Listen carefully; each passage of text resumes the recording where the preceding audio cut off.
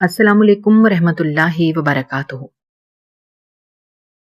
بیوی نے آج بہت محبت سے چائے دی، لیکن جیسے ہی شوہر نے پہلا گھونٹ بھرا، وہ صوفے پر بیٹھ کر اسے ٹکٹکی باندھ کر دیکھنے لگی۔ شوہر نے پوچھا کیا ہوا، تو بیوی نے عجیب سی مسکراہٹ کے ساتھ کہا، گھڑی کی طرف دیکھا اور بولی، کچھ نہیں، بس دیکھ رہی ہوں کہ زہر کو اثر کرنے میں کتنا وقت لگتا ہے۔ رات کا پچھلا پہر اپنی تمام تر وحشتوں اور اسرار کے ساتھ شہر خاموشاں پر چھایا ہوا تھا، اور آسمان سے برسنے والی موسلا دھار بارش کی بوندیں کسی نادیدہ ماتم کی طرح زمین کا سینہ پیٹ رہی تھی۔ سکندر حیات کی عالیشان بنگلے کے وسیع و عریض بیڈ روم میں قیمتی فانوس کی مدھم اور زرد روشنی پھیلی ہوئی تھی، جو دیواروں پر لگی مہنگی پینٹنگز کو ایک پراسرار سائے میں ڈھال رہی تھی۔ کمرے کی فضا میں لبان اور مہنگی ادویات کی وہ مخصوص اور بوجھل مہک رچی ہوئی تھی، جو موت اور بیماری کے نہ ختم ہونے والے سلسلے کا پتہ دیتی ہے۔ 50 سالہ سکندر حیات اپنی سلطنت کے درمیان بچھے ہوئے مخملی بستر پر نیم دراز تھا۔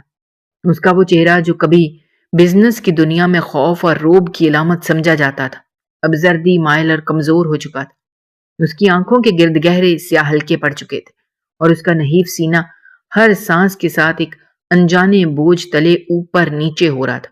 بستر کی پائنتی 35 سالہ تہمینہ بیٹھی تھی، جس کا حسن آج بھی 14ویں کے چاند کی طرح مکمل اور بے داغ تھا۔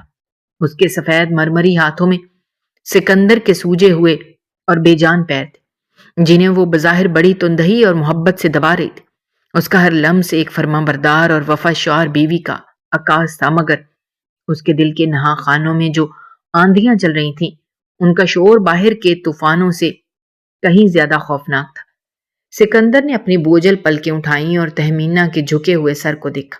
اس کی نظروں میں ایک ایسی تشکر اور محبت کی لہر تھی جو انسان کو صرف اس وقت محسوس ہوتی ہے جب وہ دنیا سے کٹ چکا ہو اور صرف ایک ہی سہارا باقی رہ جائے۔ سکندر نے کانپتے ہوئے ہاتھ سے تہمینہ کے ہاتھ کو تھاما اور اپنی کھوکھلی آواز میں بولا، تہمینہ، تم تھک گئی ہوگی، چھوڑ دو اب، بس بھی کرو، تم میرا کتنا خیال رکھتی ہو۔ میں کبھی کبھی سوچتا ہوں اگر تم میری زندگی میں نہ ہوتی تو اس ویران محل میں میرا کیا ہوتا؟ شاید میں دولت کے ان ڈھیروں پر ایڑیاں رگڑتے ہوئے تنہا مر جاتا۔ تم میرے لیے خدا کی بھیجی ہوئی رحمت ہو۔ سکندر کے ان الفاظ میں اس کی پوری زندگی کا نچوڑ تھا۔ وہ اس عورت کو اپنی کل کائنات سمجھتا تھا، مگر تہمینہ نے آہستگی سے اپنا ہاتھ چھڑایا اور سکندر کے ماتھے پر بکھرے ہوئے بالوں کو سنوارتے ہوئے ایک ایسی مسکراہٹ کے ساتھ جواب دیا جس میں مٹھاس تو تھی، مگر اس کی تہ میں زہر کا دریا بہہ رہا تھا۔ کیا آپ ہی تو میری زندگی ہیں سکندر صاحب؟ آپ کے بغیر میرا وجود ہی کیا ہے؟ میں آپ کی خدمت نہیں کروں گی تو کس کی کروں گی؟ آپ آرام کریں، میں یہی ہوں آپ کے پاس۔ سکندر اس جواب سے مطمئن ہو گیا اور اس نے درد کی شدت کو کم کرنے کے لیے آنکھیں موند لیں، لیکن جیسے ہی سکندر کی آنکھیں بند ہوئیں، تہمینہ کے چہرے سے وہ معصومیت اور وفا شاری کا نقاب ایسے سرک گیا جیسے سانپ اپنی پرانی کینچلی اتار پھینکتا ہے۔ اس کی نظریں سکندر کے کمزور اور لرزتے جسم سے ہٹیں اور کمرے کے کونے میں رکھی اس بھاری فولادی تجوری پر جا کر جم گئی، جس کے سینے میں کروڑوں کی جائیداد کے کاغذات، ہیرے جواہرات اور بانڈز دفن تھے۔ تہمینہ کی خوبصورت آنکھوں میں اب محبت کی کوئی رمق نہیں تھی، بلکہ ان میں ایک بھوکے اور لالچی بھیڑنی جیسی چمک تھی جو اپنے زخمی شکار کو نوچ کھانے کے لیے بتاب ہو۔ وہ دل ہی دل میں سوچ رہی تھی کہ آخر کب تک اس بڈھے کے پیر دباؤں گی؟ ڈاکٹر کہتے ہیں اس کا دل کمزور ہے، مگر یہ پھر بھی سانس لے رہا ہے۔ اس کی ہر سانس میرے اور میری سلطنت کے درمیان ایک مضبوط دیوار بن کر کھڑی ہے۔ یہ شخص مرتا کیوں نہیں ہے؟ یہ اپنی سانس کی ڈور کو توڑ کیوں نہیں دیتا؟ مجھے یہ دولت ابھی چاہیے، مجھے اس پر حکمرانی کرنی ہے، مجھے اس بڈھے کی تیماردار بن کر نہیں بلکہ اس محل کی ملکہ بن کر جینا ہے۔ اس کی ہر سانس میری جوانی کا ایک قیمتی لمحہ نگل رہی ہے، اور میں اب مزید انتظار کی سولی پر نہیں لٹک سکتی۔ اگلی صبح جب بارش تھم چکی تھی اور سورج بادلوں کی اوٹ سے جھانک رہا تھا، تہمینہ اپنے ڈریسنگ روم کے قدادم آئینے کے سامنے کھڑی تھی۔ وہ اپنی بے داغ جلد کا معائنہ کر رہی تھی کہ اچانک اسے اپنی آنکھوں کے گوشے میں ایک باریک سی لکیر نظر آئی۔ یہ عمر کی پہلی دستک تھی جسے دیکھ کر اس کا دل دہل گیا اور خوف کی ایک سرد لہر اس کی ریڑھ کی ہڈی میں اتر گئی۔ اسے لگا کہ وقت اس کے ہاتھوں سے ریت کی طرح پھسل رہا ہے۔ اس نے اپنی جلد کو کھینچا اور خود سے سرگوشی کی کہ میری جوانی ڈھل رہی ہے، میں اس بیمار انسان کی خدمت کرتے کرتے خود بوڑھی ہو جاؤں گی۔ اگر سکندر مزید 5 یا 10 سال جی گیا تو پھر اس دولت کا کیا فائدہ؟ تب میرے پاس ہیرے تو ہوں گے مگر انہیں پہن کر دکھانے کے لیے وہ کشش اور وہ رنائی نہیں ہوگی۔ مجھے وقت کو روکنا ہوگا، مجھے اپنی جوانی کو بچانا ہوگا۔ اس کا واحد حل یہ ہے کہ سکندر کی سانسیں رک جائیں۔ اب مجھے قدرت کے فیصلے کا انتظار نہیں کرنا بلکہ قدرت کا فیصلہ خود لکھنا ہوگا۔ وہ غصے میں ڈریسنگ ٹیبل سے ہٹی اور دراز کے خفیہ خانے سے ایک چھوٹی سی شیشی نکالی جس میں ایک شفاف اور بے رنگ مایا موجود تھا۔ یہ وہ زہر تھا جو اس نے بہت مشکل اور رازداری سے حاصل کیا تھا۔ آرسینک کا ایک ایسا مرکب جو جسم میں جاتے ہی دل کی دھڑکن کو بے ترتیب کر دیتا ہے اور موت بالکل قدرتی ہارٹ اٹیک لگتی ہے۔ پوسٹ مارٹم بھی اس راز کو آسانی سے نہیں کھول سکتا۔ تہمینہ نے شیشی کو روشنی کے سامنے کر کے دیکھا۔ اس کی آنکھوں میں ایک جنون تھا۔ وہ بڑبڑائی کہ سکندر مجھے معاف کرنا مگر میں مزید انتظار نہیں کر سکتی۔ تمہارا وقت پورا ہو چکا ہے اور میرا وقت اب شروع ہونے والا ہے۔ ناشتے کی میز پر سکندر ویل چیئر پر بیٹھا اخبار پڑھ رہا تھا۔ اس کے چہرے پر آج معمول سے زیادہ بشاشت تھی۔ تہمینہ نے اس کے لیے جوس کا گلاس رکھا اور مکھن لگانے لگی تو سکندر نے اخبار نیچے کیا اور ایک اہم بات کرنے کے انداز میں بولا، تہمینہ بیٹھو، مجھے تم سے کچھ ضروری بات کرنی ہے۔ تہمینہ کا دل دھک دھک کرنے لگا۔ اسے لگا شاید سکندر کو اس کے ارادوں کی بھنک پڑ گئی ہے کہ شاید وہ کوئی شک کر بیٹھا ہے، مگر سکندر نے مسکراتے ہوئے ایک فائل کی طرف اشارہ کیا اور کہا کہ میں نے کل وکیل سے لمبی بات کی ہے۔ میں جانتا ہوں میری بیماری بڑھتی جا رہی ہے اور زندگی کا کوئی بھروسہ نہیں ہے، اس لیے میں نے فیصلہ کیا ہے کہ میرے جانے کے بعد تمہیں کسی کے آگے ہاتھ نہ پھیلانا پڑے۔ میں نے تمہارے مستقبل کا مکمل اور بہترین انتظام کر دیا ہے۔ تم ہمیشہ راج کرو گی، تمہیں کسی چیز کی کمی نہیں ہوگی۔ سکندر کے یہ الفاظ تہمینہ کے کانوں میں پگھلے ہوئے سونے کی طرح اترے۔ اس نے مکمل انتظام اور راج کروگی کا مطلب یہ لیا کہ سکندر کی ساری جائیداد، فیکٹریاں، بنگلہ، بینک بیلنس اس کے نام کر دیا ہے۔ اس کی آنکھوں میں لالچ کا طوفان امڈ آیا۔ اس نے سوچا اب تو کام اور بھی آسان ہو گیا۔ جب سب کچھ میرا ہو ہی چکا ہے پھر اس کاغذ کے ٹکڑے کی ملکیت حاصل کرنے کے لیے سکندر کے قدرتی طور پر مرنے کا سالوں انتظار کیوں کروں؟ آج ہی اسے راستے سے ہٹا دوں تاکہ میں آج اس سلطنت کی بلا شرکت غیر مالک بن جاؤں۔ تہمینہ نے اپنی خوشی کو چھپاتے ہوئے مصنوعی آنسوؤں کے ساتھ کہا کہ سکندر صاحب، خدا کے لیے ایسی باتیں نہ کریں۔ مجھے آپ کی دولت نہیں، آپ کی زندگی چاہیے۔ اللہ آپ کو لمبی عمر دے، مگر اندر ہی اندر وہ فیصلہ کر چکی تھی کہ آج کی رات سکندر کی آخری رات ہوگی اور کل کا سورج تہمینہ بیگم کے عروج کا سورج طلوع ہوگا۔ شام کا سایہ گہرا ہو چکا تھا اور باہر طوفانی بارش دوبارہ شروع ہو چکی تھی، جیسے قدرت تہمینہ کو اس گھناؤنے کھیل سے روکنے کی آخری کوشش کر رہی ہو۔ کچن میں موت کا سا سناٹا تھا۔ ملازم اپنے کوارٹر میں جا چکے تھے اور گھر میں صرف سکندر اور تہمینہ جاگ رہے تھے۔ تہمینہ چولہے کے پاس کھڑی چائے بنا رہی تھی۔ پانی ابل رہا تھا اور اس کی بھاپ میں تہمینہ کا چہرہ دھندلا اور پرسرار لگ رہا تھا۔ اس نے اپنی جیب سے وہ شیشے نکالی۔ اس کا ہاتھ ذرا بھی نہیں کانپ رہے تھے بلکہ ان میں ایک صفاقانہ مضبوطی تھی۔ اس نے شیشی کا ڈھکن کھولا اور زہر کے چند قطرے سکندر کے مخصوص کپ میں ٹپکا دیے۔ وہ قطرے چائے میں مل کر ایسے غائب ہو گئے جیسے گناہ انسان کے ضمیر کے اندھیرے میں چھپ جاتا ہے۔ تہمینہ نے چمچ سے چائے کو ہلایا۔ اس کی کھنک ایسے گونجی جیسے موت کی گھنٹی بجی ہو۔ اس کے ہونٹوں پر ایک شیطانی اور ظالمانہ مسکراہٹ تھی۔ وہ صرف چائے نہیں بنا رہی تھی بلکہ اپنی تقدیر لکھ رہی تھی۔ وہ ٹرے اٹھا کر اسٹڈی روم کی طرف بڑھی جہاں سکندر اپنی کتاب پڑھنے میں مصروف تھا۔ تہمینہ کے قدموں کی چاپ کلین میں جذب ہو رہی تھی اور ایک ماہر شکاری کی طرح اپنے معصوم شکار کی طرف بڑھ رہی تھی جو اسے بالکل بے خبر اور بے فکری سے بیٹھا تھا۔ سکندر اسٹڈی روم میں اپنی پسندیدہ کتاب پڑھ رہا تھا اور باہر گرتی بارش کی آواز سے لطف اندوز ہو رہا تھا۔ جب تہمینہ اندر داخل ہوئی تو کمرے کا ماحول بدل گیا۔ اس نے مسکرا کر اپنی بیوی کو دیکھا جو اس کے لیے چائے لے کر آئی تھی۔ تہمینہ نے کپ سکندر کے سامنے رکھا اور انتہائی نرم لہجے میں کہا، لیجیے آپ کی اسپیشل چائے، باہر موسم بہت اچھا ہے، یہ آپ کو سکون دے گی۔ سکندر نے کتاب بند کر دی اور محبت بھری نظروں سے تہمینہ کو دیکھا۔ اس نے کپ اٹھایا اور اس کی خوشبو سونگھی۔ اسے ذرا بھی اندازہ نہیں تھا کہ اس خوشبو میں ابدی نیند چھپی ہے۔ سکندر نے تہمینہ کے ہاتھ کو چھوا، اعتماد کے ساتھ پہلا گھونٹ بھرا، گرم چائے اس کے حلق سے نیچے اتری، اس کے بعد دوسرا اور تیسرا گھونٹ بھرا۔ دیکھتے ہی دیکھتے چائے اختتام کو پہنچ گئی اور اس کے ساتھ تہمینہ کے چہرے کے تاثرات ڈرامائی انداز میں بدل گئے۔ اب وہ خدمت گزار اور محبت کرنے والی بیوی نہیں رہی تھی، بلکہ ایک سرد مہر اور بے رحم قاتل کا روپ دھار چکی تھی۔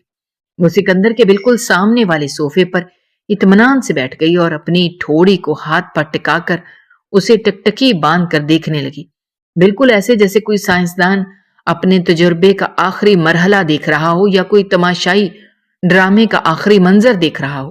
سکندر نے چائے کا آخری گھونٹ لینے کے لیے ہاتھ اٹھایا تو اسے تہمینہ کی نظروں کی تپش اور اجنبیت محسوس ہوئی۔ اس نے کپ کو لبوں سے لگانے سے پہلے روک دیا اور تہمینہ کو دیکھا۔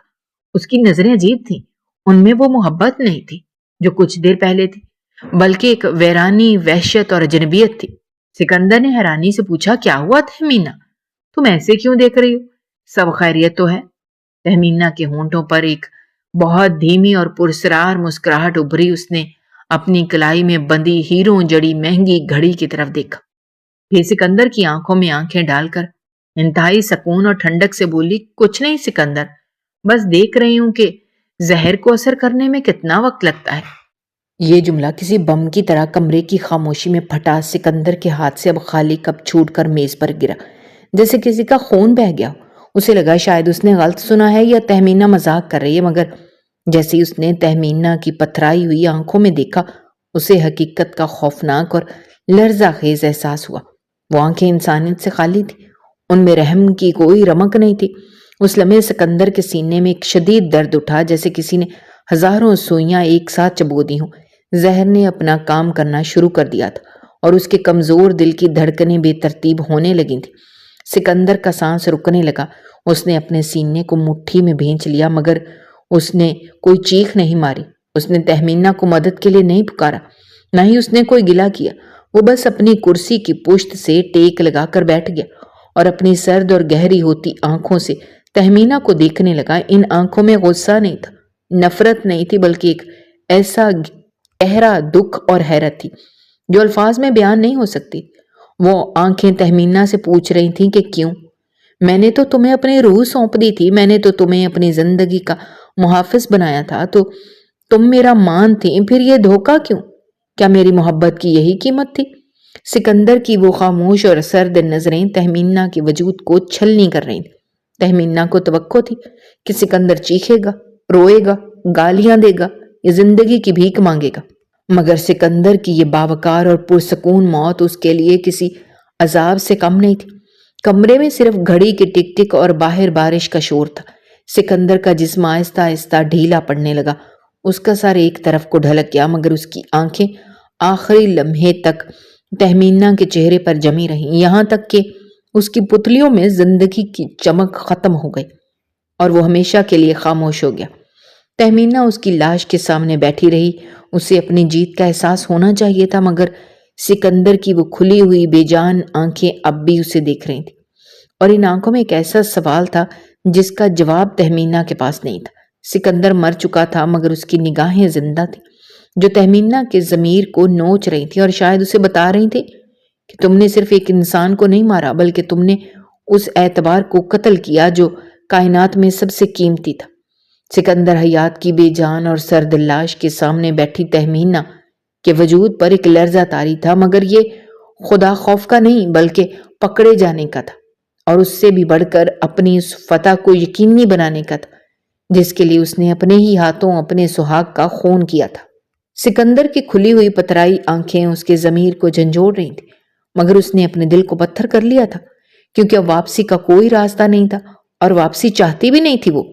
اس نے کانپتے ہوئے ہاتھوں سے سکندر کی پلکوں کو نیچے گرایا، اور جیسے وہ اس کمرے کے آخری گواہ کو ہمیشہ کے لیے خاموش کر رہی ہو۔ کمرے میں موت کا سناٹا اور باہر بارش کا شور ایک عجیب وحشت پیدا کر رہا تھا، مگر تہمینہ کے لیے یہ شور فتح کا نکارہ تھا، اور وہ اپنی جگہ سے اٹھی اور سب سے پہلے اس نے میز پر رکھے اس کپ کو اٹھایا جس میں وہ زہر آلود چائے تھی جو سکندر کی رگوں میں اتر کر اس کی جان لے چکی تھی۔ وہ قدم قدم چلتی ہوئی باتھ روم میں گئی، سنک کا نل کھول دیا، پانی کے تیز بہاؤ کے ساتھ کپ کی تہہ میں بچی ہوئی چائے بہہ گئی۔ تہمینہ نے صابن لگا کر کپ کو اتنی رگڑ کر دھویا جیسے وہ کپ نہیں بلکہ اپنی روح سے اس قتل کا داغ مٹا رہی ہو۔ اس کے ذہن میں صرف ایک ہی دھن سوار تھی کہ کوئی ثبوت باقی نہیں رہنا چاہیے۔ جب اسے یقین ہو گیا کہ زہر کا کوئی ذرہ باقی نہیں رہا تو اس نے کپ کو خشک کیا اور واپس لا کر بڑی مہارت سے ٹیبل پر اس طرح رکھا جیسے سکندر نے چائے پیتے ہوئے اسے وہاں رکھا تھا، اور پھر اچانک اسے دوبارہ دورہ پڑا ہو اور اب اگلا مرحلہ ثبوت مٹانے کا تھا۔ اس نے وہ خالی شیشی اپنی مٹھی میں دبائی اور کھڑکی کا پٹ کھولا۔ باہر طوفانی ہوا اور بارش کا زور تھا۔ اس نے پوری طاقت سے شیشی کو اندھیرے میں اچھال دیا جو پانی اور کیچڑ میں کہیں گم ہو گئی، جیسے اس کا گناہ رات کی تاریکی میں گم ہو گیا تھا۔ کھڑکی بند کرتے ہی تہمینہ نے اپنے بالوں کو بکھیر لیا، اپنی آنکھوں کو مسل کر لال کیا اور پھر اپنے گلے کی رگیں پھلا کر ایک ایسی دل خراش چیخ ماری کہ پورا گھر لرز اٹھا۔ یہ چیخ کسی دکھی بیوی کی نہیں بلکہ ایک مکار اداکارہ کی تھی جس کا ڈرامہ اب اپنے عروج پر پہنچ چکا تھا۔ ملازم جو نیچے اپنے کوارٹر میں سو رہے تھے چیخ سن کر ہڑبڑا کر اٹھے اور بھاگتے ہوئے اوپر آئے۔ انہوں نے دیکھا کہ تہمینہ سکندر کے سینے پر سر رکھے دھاڑے مار مار کر رو رہی تھی اور سکندر کا بے جان جسم کرسی پر پڑا تھا۔ تہمینہ کی اداکاری اتنی جاندار اور فطری تھی کہ کسی کو شک کی گنجائش نہیں تھی۔ ملازموں کے ہاتھ پاؤں پھول گئے اور انہوں نے فوری طور پر فیملی ڈاکٹر کو فون کیا۔ وہ 15 منٹ تہمینہ کے لیے صدیوں پر محیط تھے۔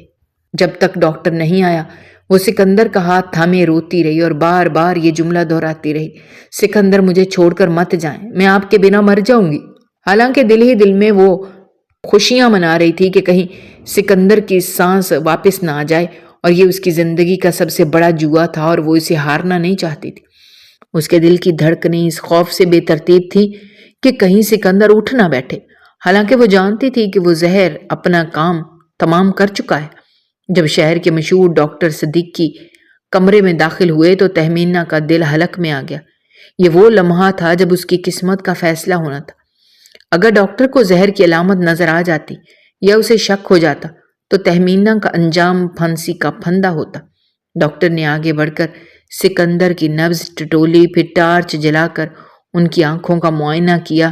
تہمینہ کی سانسیں رکی ہوئی تھیں، اس کی نظریں ڈاکٹر کے چہرے کے ہر تاثر کو پڑھنے کی کوشش کر رہی تھیں۔ وہ ڈاکٹر کی پیشانی پر ابھرنے والی شکنوں کو مطلب اخذ کرنے میں لگی ہوئی تھی۔ ڈاکٹر نے اسٹیتھوسکوپ سکندر کے دل پر رکھا۔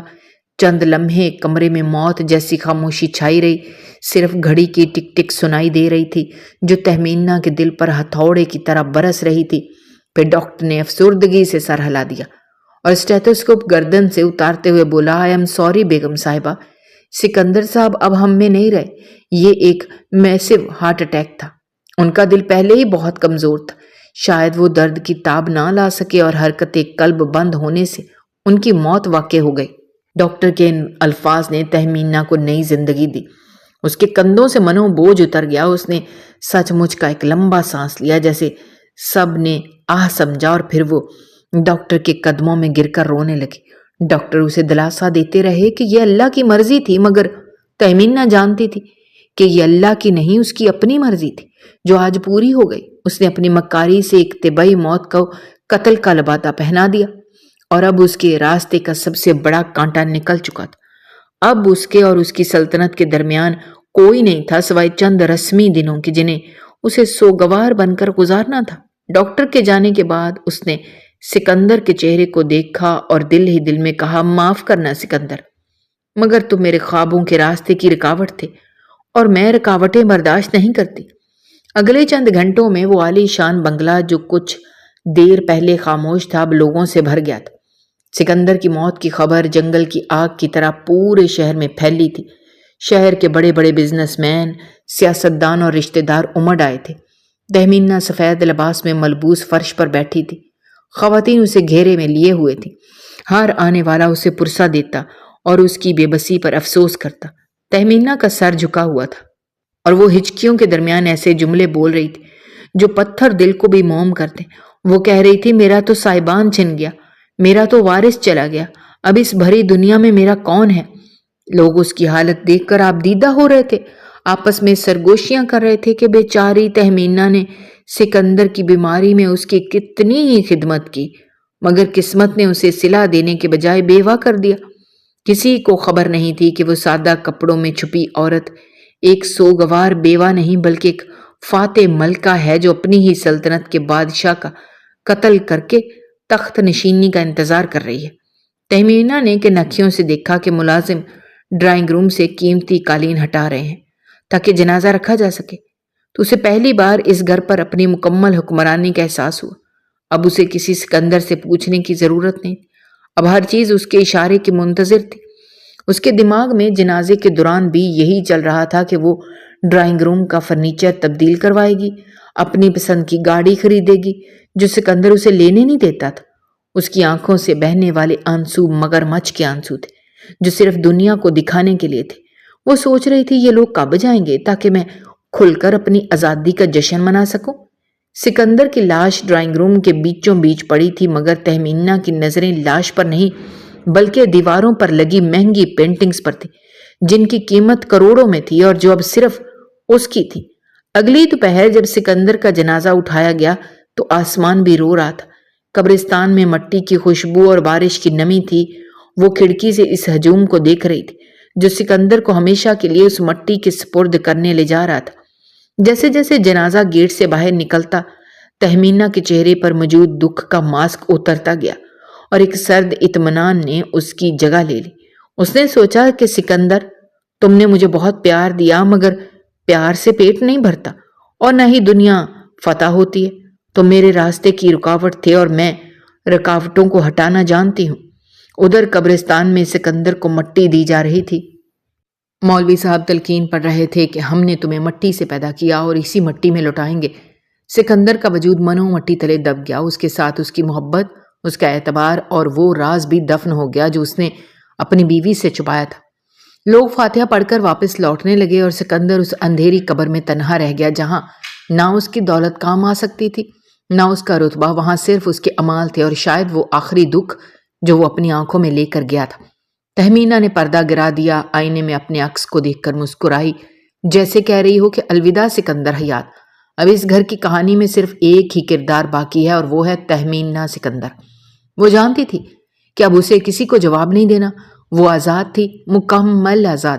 شام ڈلے جب گھر خالی ہوا اور آخری مہمان بھی رخصت ہو گیا تو بنگلے میں ایک عجیب سی ویرانی چھا گئی۔ یہ ویرانی تہمینہ کے لیے خوفناک نہیں بلکہ سکون آور تھی۔ وہ آہستہ قدموں سے چلتی ہوئی سکندر کے اسٹڈی روم میں گئی۔ یہ وہ کمرہ تھا جہاں کل رات اس نے موت کا کھیل کھیلا تھا۔ وہاں کی فضا میں ابھی بھی سکندر کے سگار کی مہک باقی تھی۔ تہمینہ جا کر اس بڑی کرسی پر بیٹھ گئی جس پر بیٹھ کر سکندر اپنی امپائر کے فیصلے کیا کرتا تھا۔ اس نے کرسی کی پشت سے ٹیک لگائی اور اپنی انگلیوں کے میز کی سطح پر پھیرا۔ اسے اپنی انگلیوں میں طاقت محسوس ہو رہی تھی۔ اس نے سامنے دیوار پر لگی سکندر کی بڑی تصویر کو دیکھا اور مسکراتے ہوئے سرگوشی کی کہ آرام کرو سکندر، اب تمہیں فکر کرنے کی ضرورت نہیں ہے، تمہاری سلطنت اب محفوظ ہاتھوں میں ہے، اب یہاں وہی ہوگا جو تہمینہ چاہے گی۔ اس نے ڈراور سے چیک بک نکالی اور اس پر سکندر کے دستخطوں کو غور سے دیکھا۔ اب انہیں اس دستخطوں کی ضرورت نہیں تھی، وہ جانتی تھی کہ کچھ دن بعد وکیل آئے گا اور قانونی کارروائی مکمل کرے گا۔ وہ لمحہ اس کی زندگی کا سب سے بڑا لمحہ ہوگا جب وکیل سب کے سامنے اسے جائیداد کی وارث ڈکلیئر کرے گا۔ وہ خواب و خیال میں بھی نہیں سوچ سکتی تھی کہ تقدیر اس پر ہنس رہی ہے اور جس کرسی پر وہ بیٹھی ہے وہ کانٹوں کا بستر ثابت ہونے والی ہے۔ فی الحال وہ اپنی جیت کے نشے میں سرشار تھی اور اسے اس بات کا ذرا برابر بھی اندازہ نہیں تھا کہ سکندر نے مرنے سے پہلے ہی اسے مات دے دی تھی اور وہ جس محل کو اپنا سمجھ رہی ہے وہ دراصل ریت کا گھروندہ ہے جو عنقریب بکھرنے والا ہے۔ وہ تصور میں اپنے آپ کو ہیروں سے لدا ہوا دیکھ رہی تھی، دنیا کے مہنگے ترین شہروں کی سیر کرتے ہوئے دیکھ رہی تھی۔ اس نے ویل چیئر کو ایک کونے میں دھکا دیا جیسے اس نے سکندر کی یادوں کو اپنی زندگی سے نکال دیا ہو۔ اگلے چند دن تہمینہ کے لیے کسی جشن سے کم نہیں تھے۔ اگرچہ وہ ظاہری طور پر عدت میں تھی اور سادہ کپڑوں میں ملبوس رہتی تھی، مگر اس کا دماغ رنگین خواب بن رہا تھا۔ وہ فون پر آرکیٹیکٹ سے بات کرتی کہ گھر کی تزئین و آرائش کیسے کرنی ہے۔ وہ جیولر کے کیٹلاگ دیکھتی کہ اب اسے کون سا سیٹ خریدنا ہے۔ اس نے ملازموں کے ساتھ رویہ بھی بدل لیا۔ اب وہ مالکن بن کر حکم چلاتی تھی اور ذرا سی غلطی پر انہیں نکالنے کی دھمکی دیتی تھی۔ سکندر کے پرانے وفادار ملازم حیران تھے کہ بیگم صاحبہ کا رویہ اتنی جلدی کیسے بدل گیا، مگر وہ خاموش تھے۔ تہمینہ کو ہر گزرتا دن اپنی سلطنت کے قریب کر رہا تھا۔ اسے بس اس دن کا انتظار تھا جب خاندانی وکیل ایڈوکیٹ ہارون آئیں گے۔ اسے یقین تھا کہ چونکہ ان کی کوئی اولاد نہیں ہے اور سکندر کے والدین بھی حیات نہیں ہیں، تو قانون کے مطابق یہ ساری جائیداد اسی کی جھولی میں آ گرے گی۔ وہ راتوں کو جاگ کر کیلکولیٹر پر اپنی دولت کا حساب لگاتی اور خوشی سے جھوم اٹھتی۔ وہ بھول چکی تھی کہ جس دولت کی بنیاد خون پر رکھی جائے وہ کبھی وفا نہیں کرتی۔ اس نے گھر کے پرانے فرنیچر کو بے دردی سے اسٹور میں پھینکوا دیا، جیسے وہ سکندر کے ماضی کو مٹا دینا چاہتی ہو۔ وہ ہر وقت آئینے کے سامنے کھڑی ہو کر خود کو یقین دلاتی کہ یہ حسن اور یہ دولت اب ایک نہ ختم ہونے والا ساتھ ہے۔ اس نے کبھی ایک لمحے کے لیے بھی نہیں سوچا تھا کہ اس نے ایک زندہ انسان کی جان لی۔ اس کا ضمیر مکمل طور پر مر چکا تھا اور اس کی جگہ صرف ہوس اور لالچ نے لے لی تھی۔ آخرکار وہ دن بھی آ گیا جس کا تہمینہ کو بے صبری سے انتظار تھا۔ سکندر کے سوئم اور کل کے بعد قانونی کاروائی کا وقت تھا۔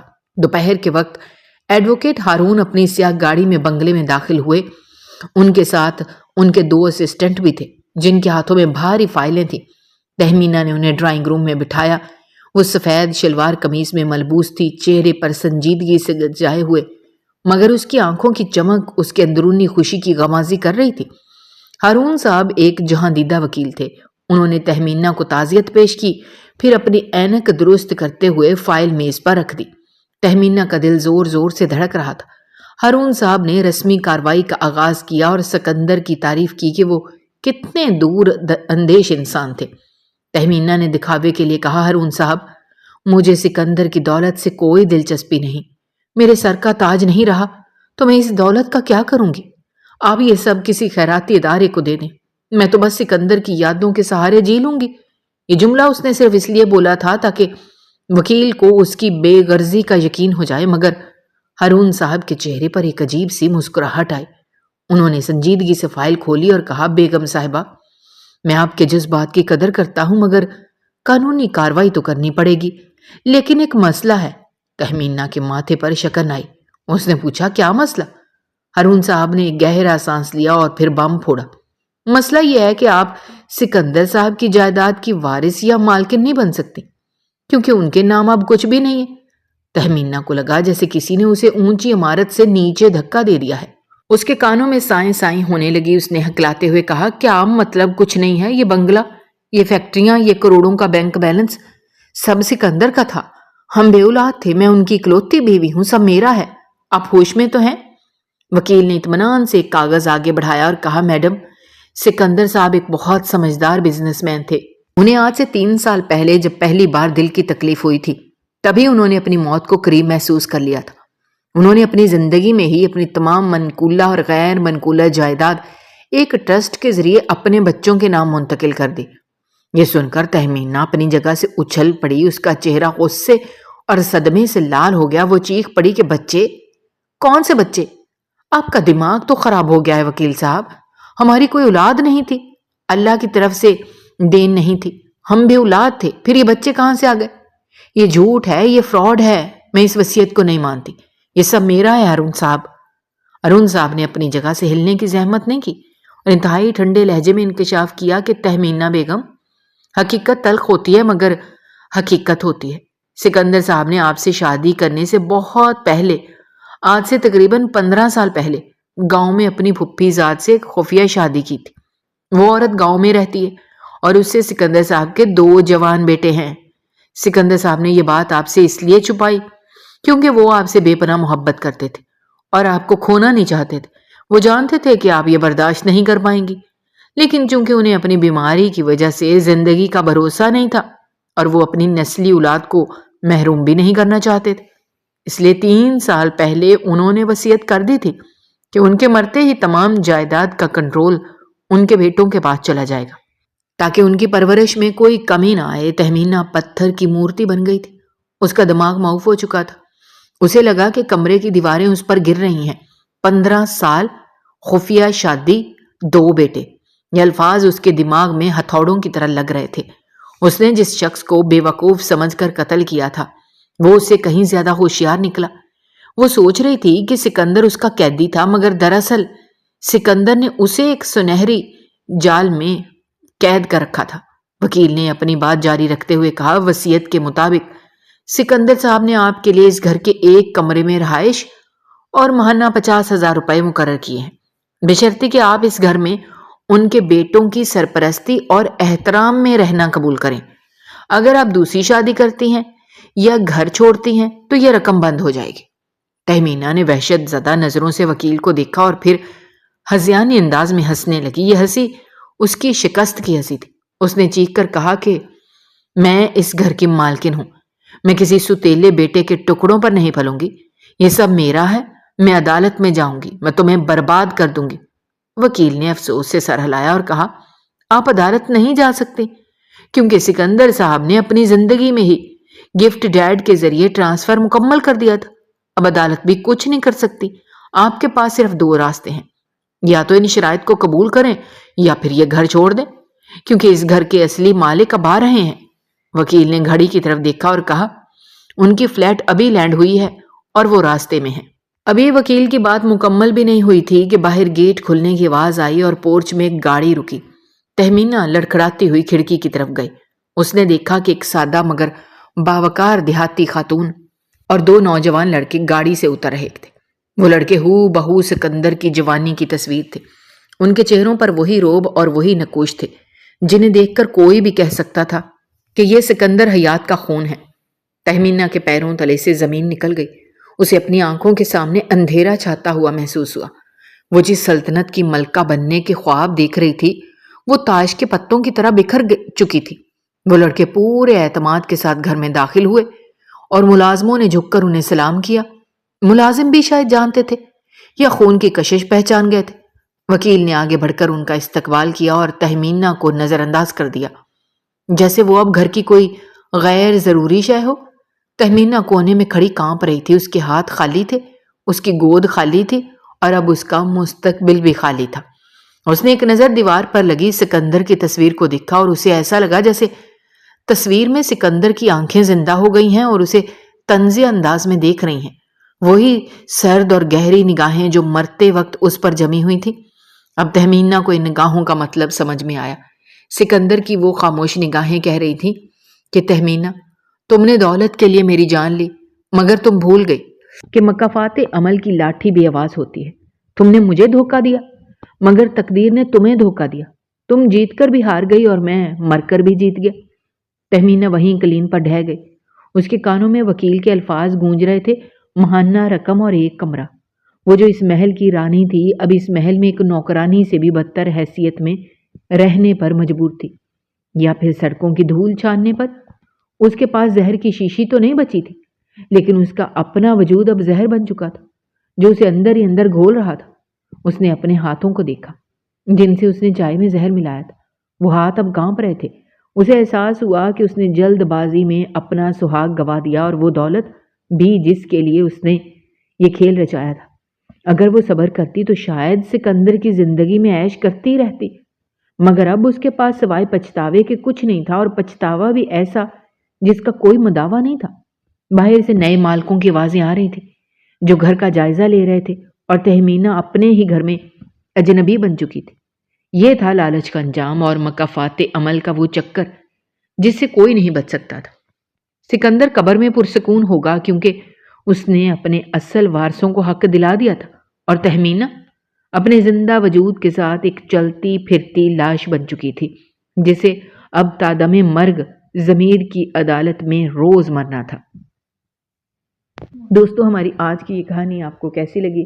کمنٹ باکس میں اپنی رائے کا اظہار کرنا مت بھولیے گا، اور اگر آپ ہمارے چینل پر نئے ہیں تو چینل کو سبسکرائب کرنا بھی مت بھولیے گا۔ شکریہ۔ اللہ حافظ۔